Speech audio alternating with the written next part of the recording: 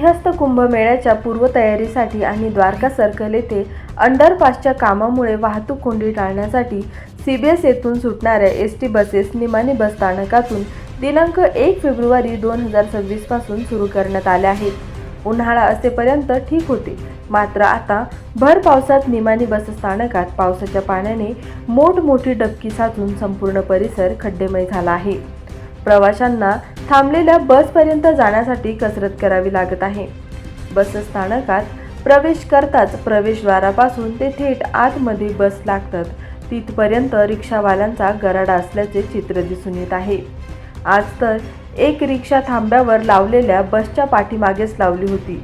बस चालक बस मागे घेत असता रिक्षाही मागे लोटत चालली होती.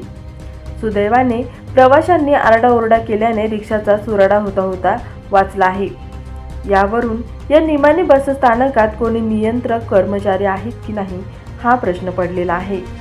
बस स्थानकात जर प्रवासी वाहतूक करणाऱ्या रिक्षा आतमध्ये येऊन प्रवाशांना रिक्षात भरून प्रवासी वाहतूक करत असतील तर संबंधित अधिकारी आणि कर्मचारी यांचे रिक्षावाल्यांसोबत काही आर्थिक हितसंबंध तर नसेल ना, असा प्रश्न प्रवासी वर्गातून उपस्थित केला जात आहे.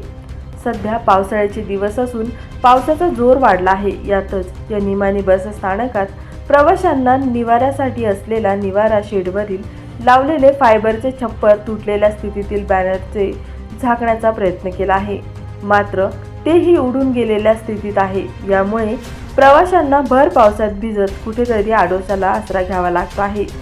नाशिक शहरातील महत्त्वाचे आणि वर्दळीचे बसस्थानक असलेले निमाणी बस स्थानकाकडे ना लोकप्रतिनिधींचे लक्ष आहे ना संबंधित विभागाचे लक्ष आहे.